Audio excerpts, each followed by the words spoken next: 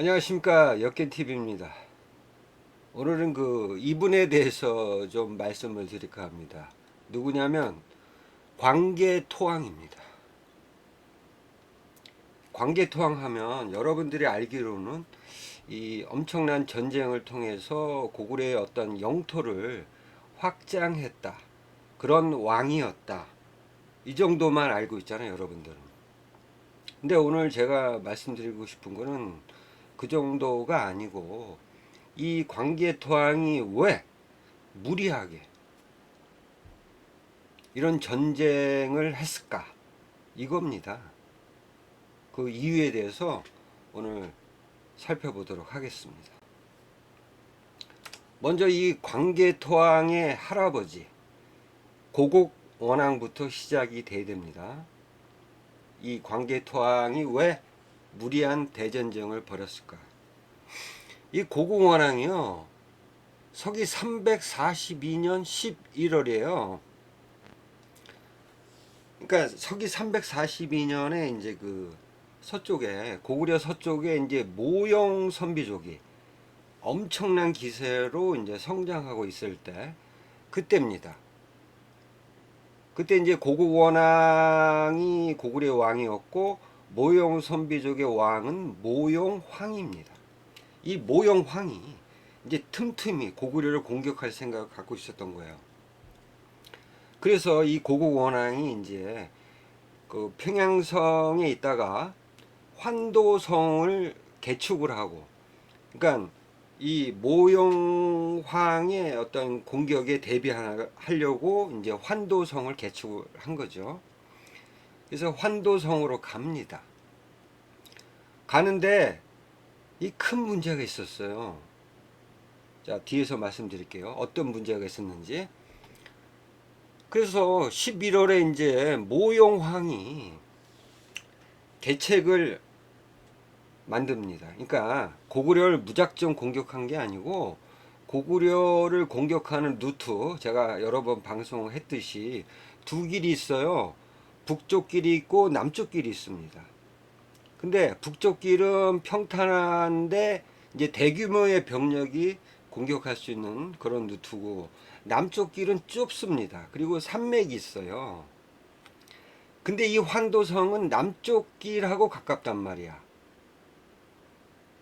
그러면 이 고구려의 어떤 그 교두보인 이 환도성을 장악을 하려면 남쪽 길로 가야 되거든요. 근데 이제 계책을 어떻게 세웠냐면, 이 모용황이 북쪽 길로 일단의 군사를 보냅니다. 그러면 여태까지 이제 항상 북쪽 길로 공격을 해왔으니까, 이 고국원왕이요, 고국원왕의 아우를 보냅니다. 북쪽 길로. 대규모 한 5만 명을 보낸 거예요. 그리고 자기는, 고국원왕은 이제 남쪽 길 환도성 부근에서 이제 막을 생각을 한 거죠. 이게 잘못된 거야. 근데 이 모용왕은 반대로 합니다. 그러니까 북쪽 길로는 한 15,000명을 보내가지고 고구려를, 이제 고구려 군대를 속일 생각을 한 거고, 이 모용왕은 직접 한 엄청난 군대를 이끌고 남쪽 길로 공격을 합니다. 그래서 이 모용왕의 군대가 바로 그 남쪽 길로 들어서면서 고구려 군대를 대파하고 환도성을 함락을 합니다. 11월에. 그래가지고 이 환도성에 있던 이 고국원왕이 도망갑니다. 근데 가족을 버리고 도망갔다는 거야. 가족을 버리고. 이게 문제인 거예요. 제가 앞서서 말한 문제가, 고국원왕이 환도성으로 와서 이 모용황을 대비하는 것까지는 좋았는데 왜 가족들을 데리고 왔냐고. 보통 전쟁을 치르려면 가족들은 후방에다 냅두고 자기가 혼자 이렇게 오는 거죠. 이게 문제야. 아니, 그렇게 자신이 있었어? 가족들을 그러니까 엄마, 부인 데리고 온 거야. 이게 큰 문제인 거야. 그런데 혼자 도망갔어. 그래가지고 이 모용황의 군대한테 이 고국원왕의 어머니 주씨하고요, 고국원왕의 왕비 사로잡혀요. 환도성에 있다가. 그리고 이제 모용황이 고국원왕한테 항복해라 이렇게 된 겁니다. 왜? 인지를 잡았거든. 어머니하고 지금 왕비를 잡았잖아, 고국원왕에. 그래도 고국원왕은 항복을 안 합니다. 그래서 좀 어렵겠죠. 그래도 고구려의 왕인데 자기 뭐 어머니가 붙잡혔다고 해서, 왕비가 붙잡혔다고 해서 항복할 수는 없잖아. 그건 이해를 합니다. 어쨌든 이렇게 고국원왕이 안 나오니까 이 모용황이 계속 환두성에 있을 수는 없잖아요. 그렇다고 고구려 전역을 모용황이 점령할 수는 없거든요. 왜? 산악지역이거든, 고구려는. 그래서 모용황이 이제 그 고국원왕의 아버지 미천왕의 무덤을 파재깁니다. 그래가지고 시체를 꺼낸 거야. 와, 이런 그 인간 말종이 어딨어. 그렇잖아요. 아무리 전쟁을 승리하려고 해도 그래도 그 관례가 있는 건데 왕의 무덤을 파헤쳐 시체를 가져간 거야. 대단한 거야, 이 모형 선비족이. 그래서 뭐 남녀 5만 명을 사로잡고 환도성을 무너뜨리고 돌아갔답니다. 그러니까 고국원왕의 아버지 시체, 미천왕의 시체하고 그 다음에 고국원왕의 어머니, 그 다음에 왕비를 데리고 간 거야. 끝난 거야. 응? 고국원왕은요, 물론 이제 얘네들이 모영황의 군대가 철수했지만 곧바로 공격할 수가 없는 거야. 왜? 지금 인질이 잡혀 있잖아, 인질. 거기다가 아버지 시체까지 가져갔어. 이런 사건이 서기 342년에 있었고요. 이 고국원왕이 그 뒤에 서기 371년에 백제하고 전투 중에 화살을 맞아가지고 죽습니다. 이게 서기 371년이에요. 이 두 사건의 대상이 누굽니까? 그러니까 모용 선비족, 그 다음에 백제잖아. 치욕스럽게 고국원왕이 이 두 사건으로 인해서 이제 치욕을 맛본 거죠. 자, 일단은 이 두 사건이 중요합니다. 광개토왕이 왜 대전쟁을 벌인 것과 관련성이 있거든요.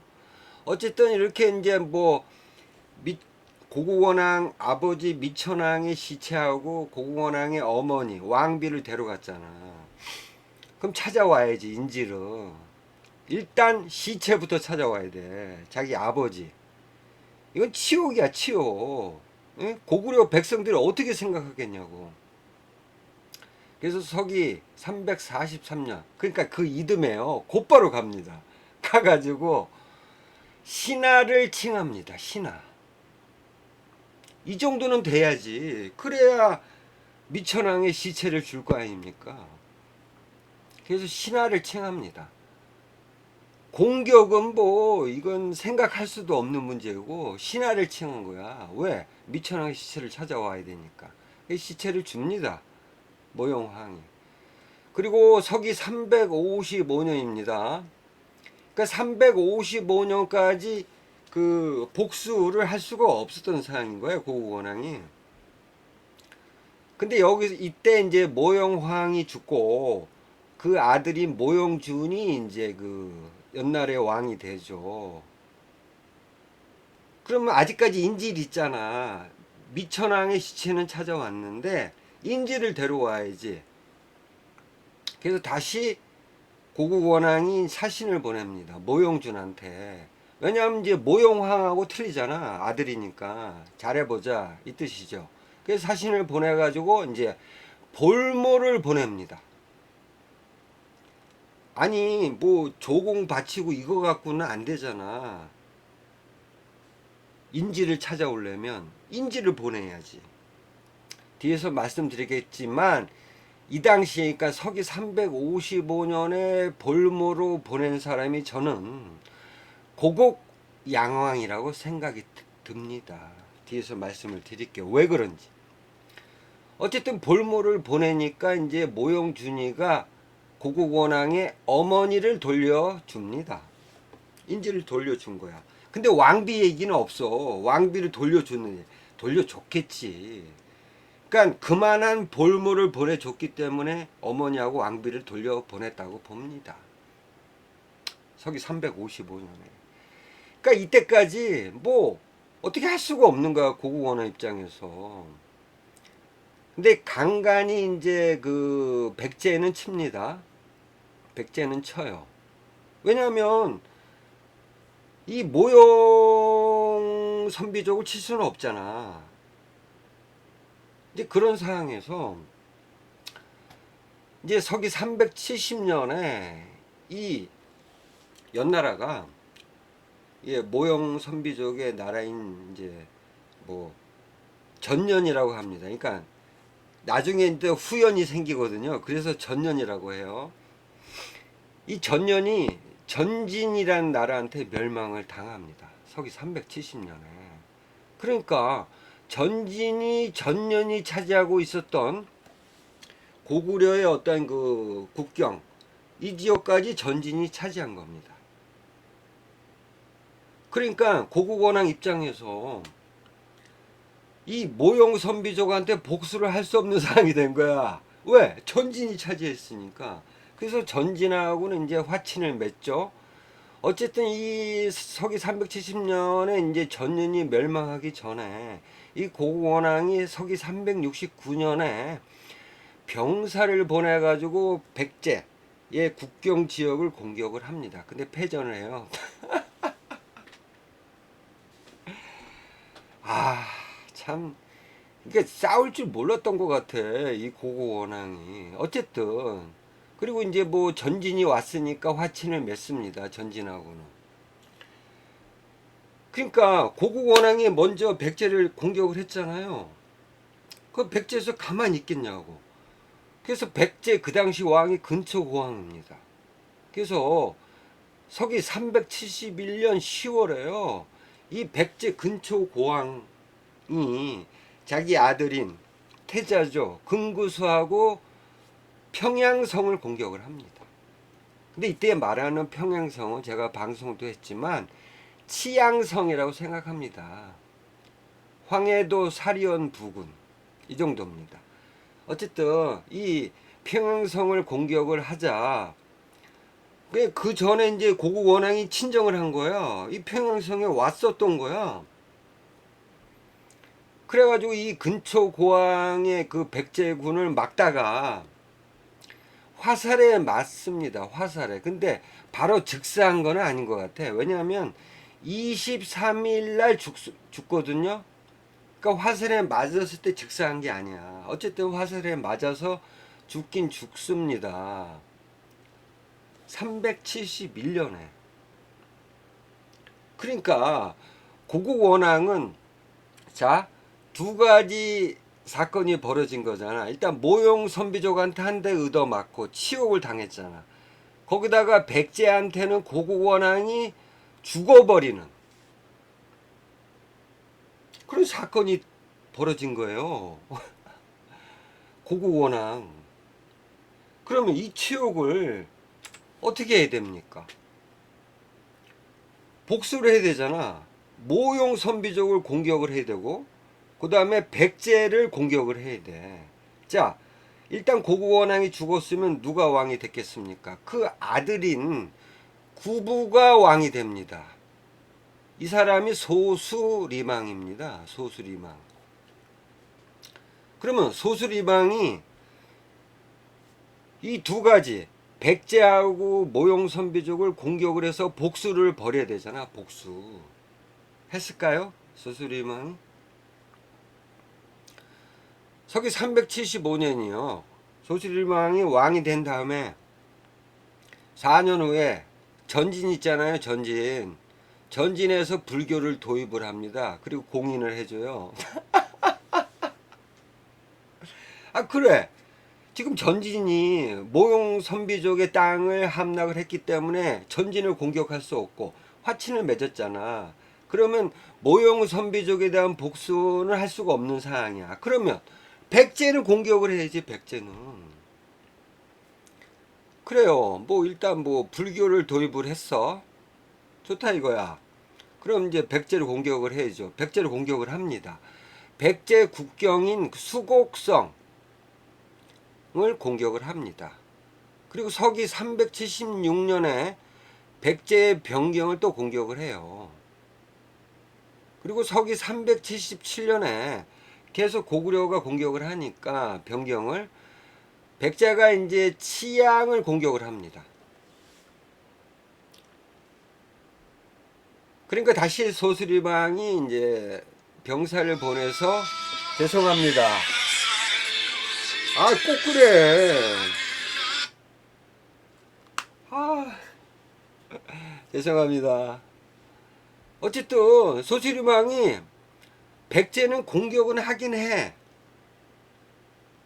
공격을 하는데 변경 부근의 국지전이잖아. 국지전.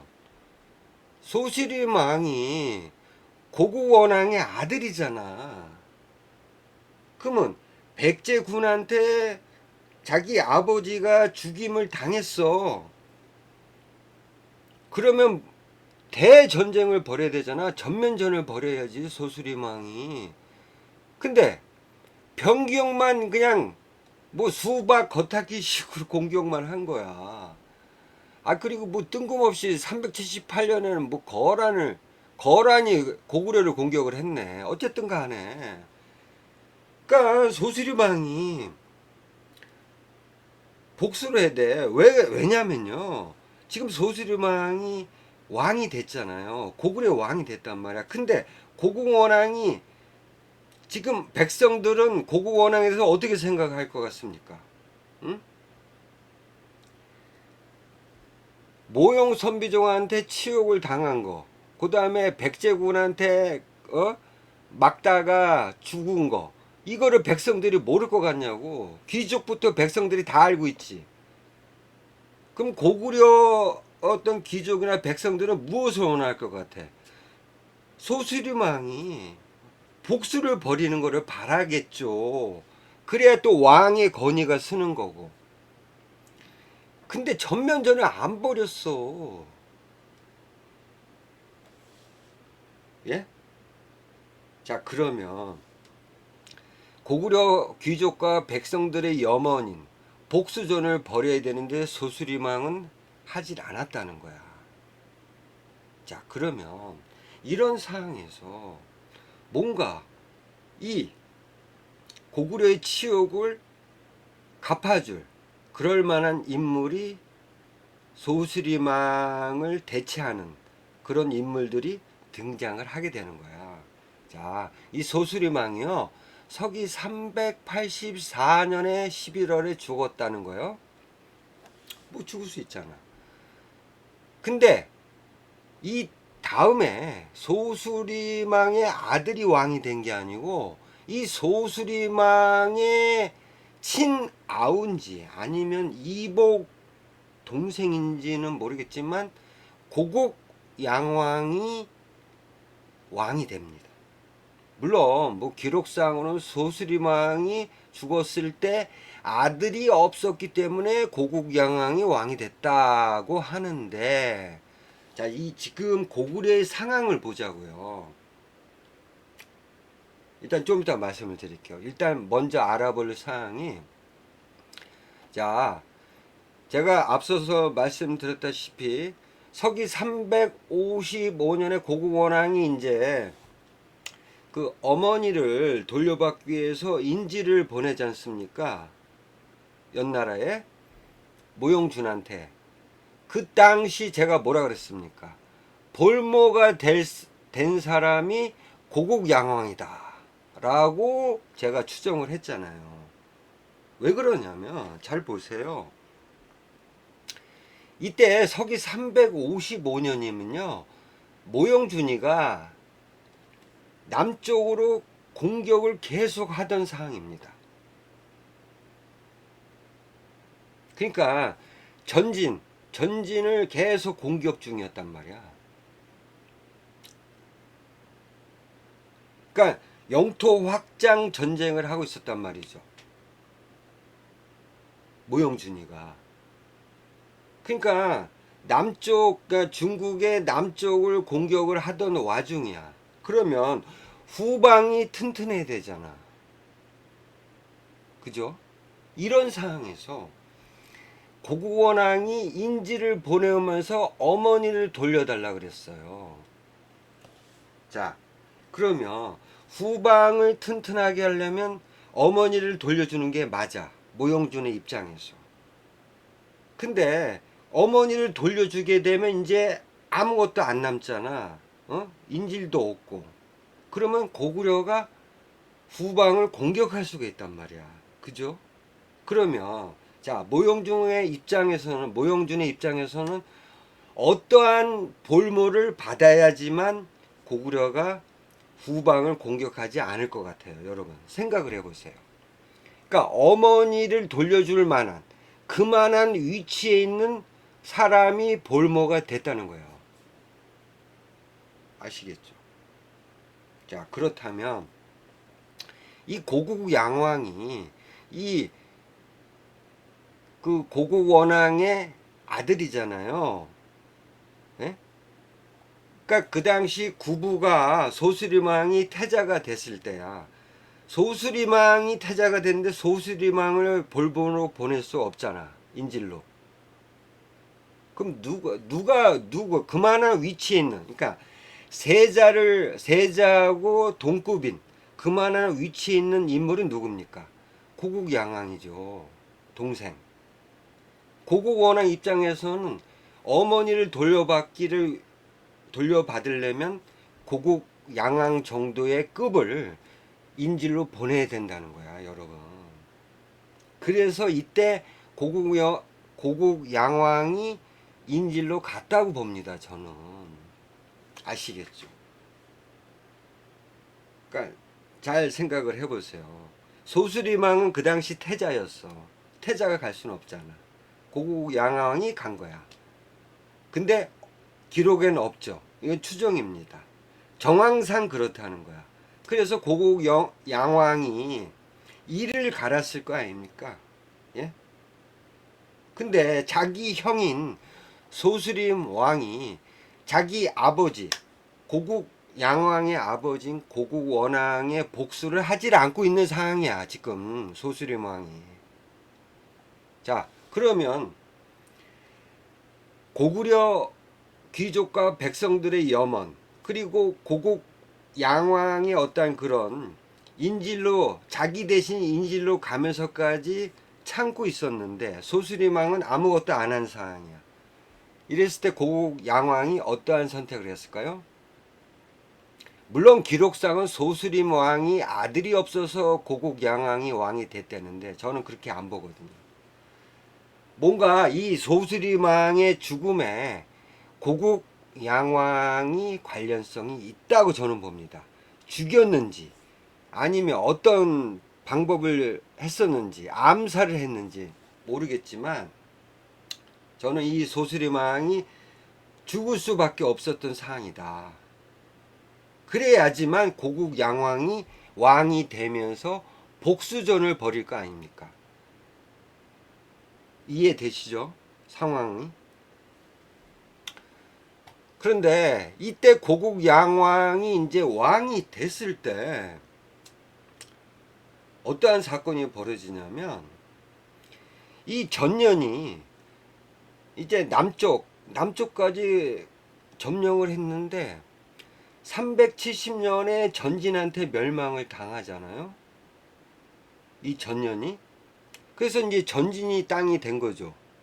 근데 이 전진이 383년에 그러니까 고국 양왕이 왕이 되기 1년 전에 동진을 공격을 하다가 망해버립니다. 그러니까 비수대전에서 참패를 당하면서 전진이 몰락을 하게 됩니다. 그 과정에서 전진의 포로였던 모영수가 서기 384년에 후연을 건국을 합니다. 지금의 베이징 이남에. 그리고 이 모영수가 모용자를 자기의 그간 모용 선비족의 이제 발언한 땅인, 그러니까 고구려의 국경 지역으로 보내가지고 그 땅이 이제 전진의 땅이었잖아요. 그러니까 전진이 지금 몰라 그랬으니까 다시 찾아온 겁니다. 그 용성 땅을 이제 다시 차지를 합니다. 그러니까 서기 384년 초야. 잘 보세요, 여러분. 근데 이제 다시 모용 선비족이 다시 온 거잖아. 그러면 소수림왕이 무엇을 해야 됩니까? 그러니까 백제도 공격을 해야 되지만 지금 상황에서 모용 선비족의 철천지 원수잖아. 모용 선비족은. 응? 그러면 소수림왕은 모용 선비족이 이렇게 올라오고 있으면 그거를 막으려고 군대를 보내야 되잖아. 아무런 대응은 안 합니다. 그리고 11월에 죽는 거야. 죽은 거야. 이거를 봤을 때는요. 그러니까 소수림왕은 아무것도 안 했다는 거야. 자기 아버지 고국원왕, 그 다음에 고구려 백성들의 염원, 이거 복수전이잖아. 아무것도 안 한 거야. 그러니까 제가 볼 때는 고국양왕이 암살을 하지 않았을까, 그런 생각입니다. 그러니까 고국양왕이 왕이 되자마자 이듬해 6월에요 곧바로 후연을 칩니다. 자, 이 상황을 보세요. 고국양왕이 왕이 되자마자 대규모로 공격을 합니다. 후연을. 그래서 요동군하고 현도군을 함락을 시킵니다. 물론 뭐 한 11월 달에 한 5개월만 함락을 한 거야. 다시 이 후연군한테 밀려나죠. 어쨌든 밀려나지만 일단은 공격을 했어요. 그리고 이제 끊임없이 뒤에서 말씀드리겠지만 고국양왕과 이제 고국양왕의 이 모용 선비족을 전담을 했고, 이 고국양왕의 그 아들인 광개토왕은 백제 공격을 전담을 했단 말이죠. 뒤에서 말씀을 드릴게요. 그러니까 고국양왕은 모용 선비족 후연을 공격하는데 전담을 했고, 태자인 광개토왕은 백제 공격에 전담을 한 거야. 양쪽을 다 할 수는 없잖아. 그러니까 태자는 백제를 공격을 했고 고국양왕은 후연을 공격을 한 거죠. 아시겠죠? 그러니까 소수림왕은 이 고국양왕한테 죽었다는 것이 맞다는 겁니다. 저는. 아시겠죠? 복수를 안 했잖아. 복수를. 자, 일단 이 고국양왕은 제가 말씀드렸죠. 이 요화 서쪽에 지금 후연이 지금 다시 발언을 했잖아. 그러면 고국양왕은 이 후연을 공격을 한 거고, 그리고 이 광개토왕은 백제 공격을 전담을 했단 말이죠. 이렇게 하다가 이 고국양왕하고 광개토왕이 계속 살아 있었으면 좋았을 텐데, 이 고국양왕이 서기 392년에 죽습니다. 안타깝게도. 그러니까 이제 이렇게 분할해서 고국양왕은 후연, 광개토왕은 백제, 이렇게 하면 참 복수전이 편했을 텐데, 이 고국양왕이 갑자기 죽어버립니다. 392년에. 그래서 이제 광개토왕이 이제 왕이 됩니다. 그러면 두 가지 전쟁을 해야 되잖아. 그죠? 백제도 공격해야 되고 후연도 공격을 해야 돼. 근데 이 광개토왕이 합니다. 대단하지 않습니까? 왕이 되자마자 서기 392년에 4만 명의 병사를 거느리고 백제를 대대적으로 공격을 합니다. 물론 그동안 백제 국경을 공격을 했던 거 맞아요. 광개토왕이. 근데 왕이 되자마자 친정을 한 거예요. 친정을. 그래서 백제 북쪽 변경에 10여 개 성을 함락을 하고요. 10월 달에는 그러니까 백제 북쪽의 교두보인 관미성을 함락을 시킵니다. 관미성을 찾은 거야. 그래서 그 당시 이제 관미성을 함락할 때는 이제 백제 왕이 이제 누구더라? 아신왕, 그러니까 진사왕인가? 백제 진사왕이 이제 왕이었단 말이야. 근데 이 관미성을 뺏기고 의문의 죽음을 당하죠, 진사왕이. 그리고 나서 아신왕이 이제 들어선 거야. 그래서 이 아신왕이 이 관미성을 뺏긴 거에 완전히 그냥 뚜껑이 열려가지고 이제 파상적으로 계속 공격을 합니다. 서기 395년부터 계속. 그러니까 392년에 뺏겼잖아. 392년부터 395년까지 그냥 끊임없이 공격을 했어요. 근데 고구려 관미성을 뺏어오지 못합니다, 백자가. 근데 기록상, 그러니까 삼국사기 기록에는 광개토왕이 이렇게 계속 아신왕이 공격을 하면 친정할 만도 한데 기록이 없어요. 근데 어디에 기록이 나오냐면 광개토왕 비문에 나옵니다. 광개토왕 비문 아시죠?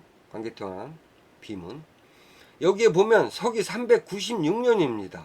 그러니까 392년부터 백제 아신왕이 이제 대대적으로 이 관미성을 찾아오려고 공격을 했던 거죠. 근데 그 다음 기록이 없단 말이야. 광개토왕이 이 아신왕을 공격을 했는지 안 했는지. 근데 공격을 했더라고요. 광개토왕 비문에 따르면 서기 396년 백잔주가 광개토왕에게 항복하고 영구히 고구려 왕의 노객이 되겠다고 맹세했다는 거야. 그러니까 엄청난 전투가 있었던 거야. 396년에.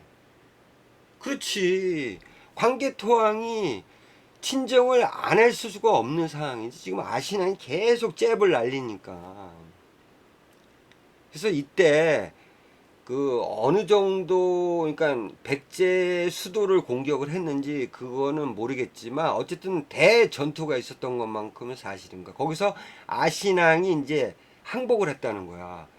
그래서 그 아신왕의 아우하고 그 대신들 10명을 이제 볼모로 인질로 잡아간 거죠. 이런 일이 있었던 거야. 396년에. 자, 그 396년에 드디어 광개토왕이 백제한테 복수를 한 거죠. 그죠? 물론 이제 그 이후에 399년에 이제 뭐 끊임없이 이제 뭐 국지전은 아신왕이 벌였지만 어쨌든 간에 항복을 했잖아요. 항복했으면 끝인 거지. 예?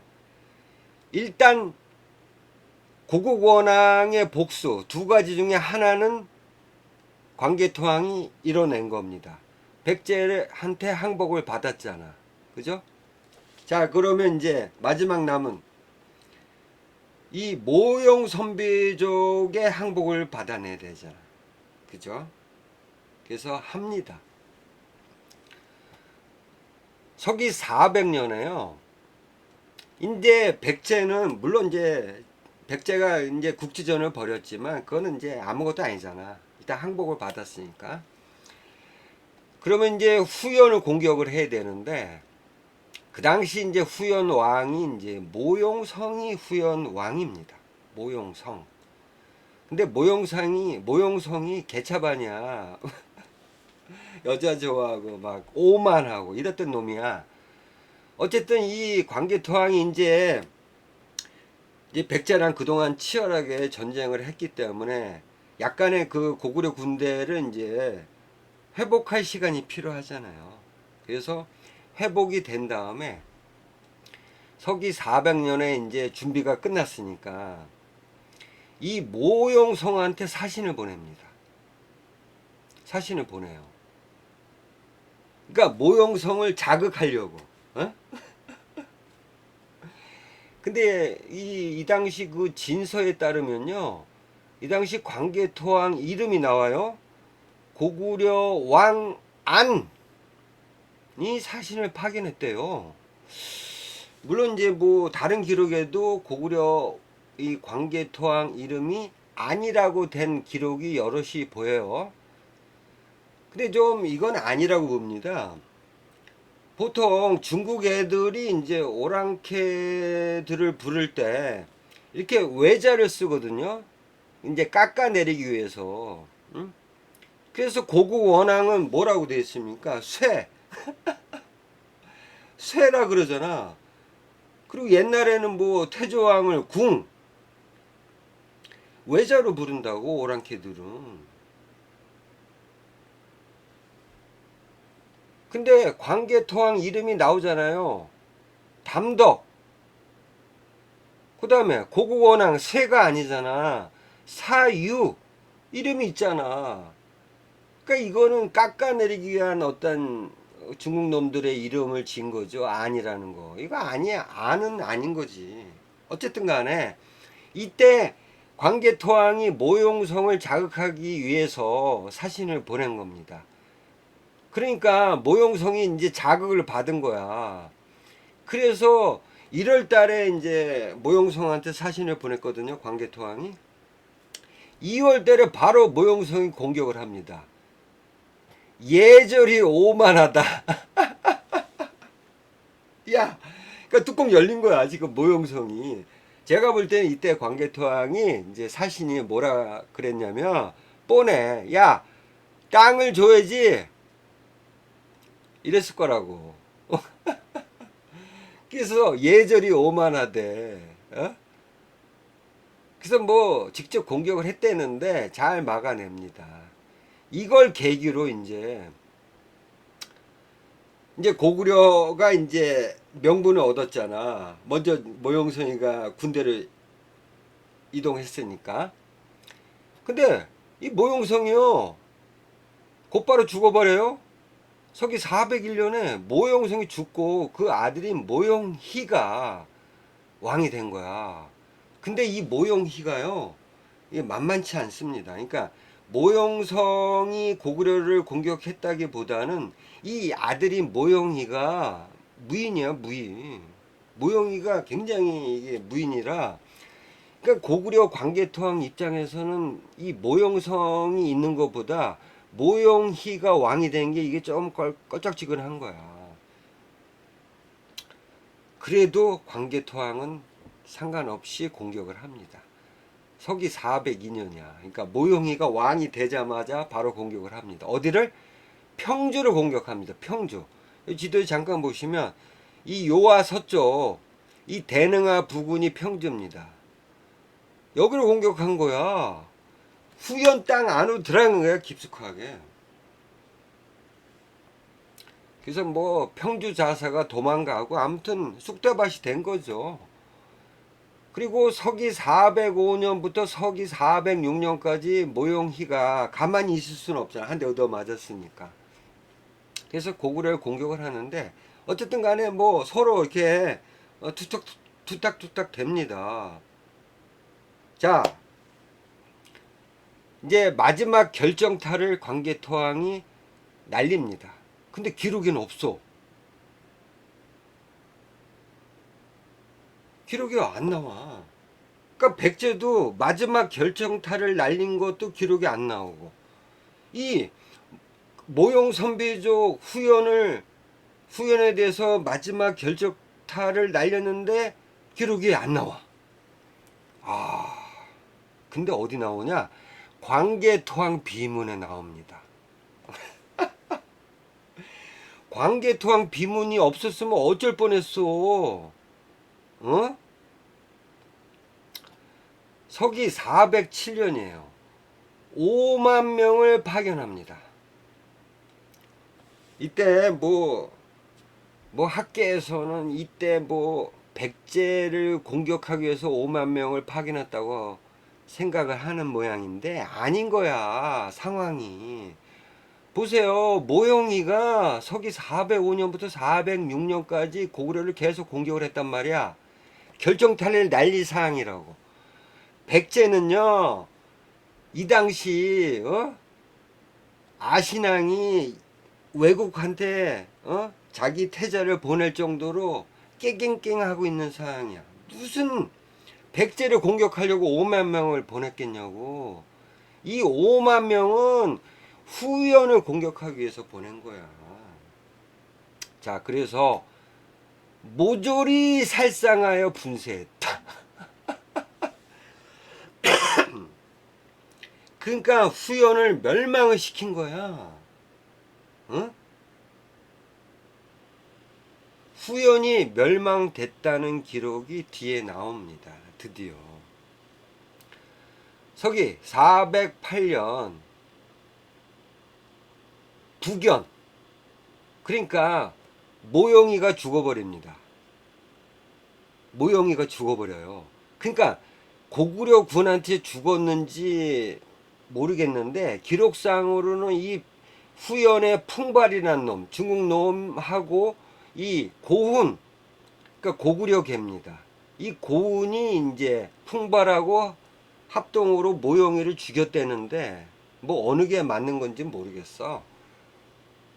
어쨌든 간에 이제 이 고훈이 모영이를 죽이고 후연의 왕이 된 거야. 407년도에. 좀 이상한 냄새가 나죠? 어쨌든 간에 그래서 서기 408년에 광개토왕이 사신을 보냅니다. 이 고훈한테, 후연의 왕이잖아요. 이 후연의 왕인 고훈한테 사신을 보내서 같은 종족으로서 예를 베풀었다. 이 기록이 나온 겁니다. 그러니까 이건 뭡니까? 같은 종족으로서 예를 베풀었다. 그리고 광개토왕 비문에 후연을 멸망한 거야. 후연이 멸망하고 그 자리에 고구려 개인 고훈이 왕이 된 거야. 자, 그러면 후연은 어떻게 되는 겁니까? 서기 408년도에 같은 종족으로 예를 베풀어 줬어. 광개토왕이 신을 보내서. 이 말은 뭡니까? 후연은 고구려의 복속이 된 거야. 아시겠죠, 여러분? 자, 광개토왕이 왜 무리하게 백제를 공격하고 이어서 후연까지 공격해서 마무리를 지게 된 건지, 왜 그렇겠습니까? 고국 원앙, 더 나아가서 고구려 귀족 백성들의 염원, 고구려의 치욕을 갚으려고, 고국 원앙의 복수를 하기 위해서 이렇게 전쟁을 벌인 겁니다. 아시겠죠, 여러분? 이해하시죠? 광개토왕이 영토에 욕심이 있어서 벌인 전쟁이 아니고, 이 광개토왕이 대전쟁을 벌인 이유는 바로 고구려 백성의 염원, 그리고 자기 할아버지 고국 원앙의 복수를 하려고 일으킨 전쟁이라는 겁니다. 이해하시죠, 여러분? 이겁니다. 다음에 또 좋은 내용으로 찾아뵙도록 하겠습니다. 감사합니다.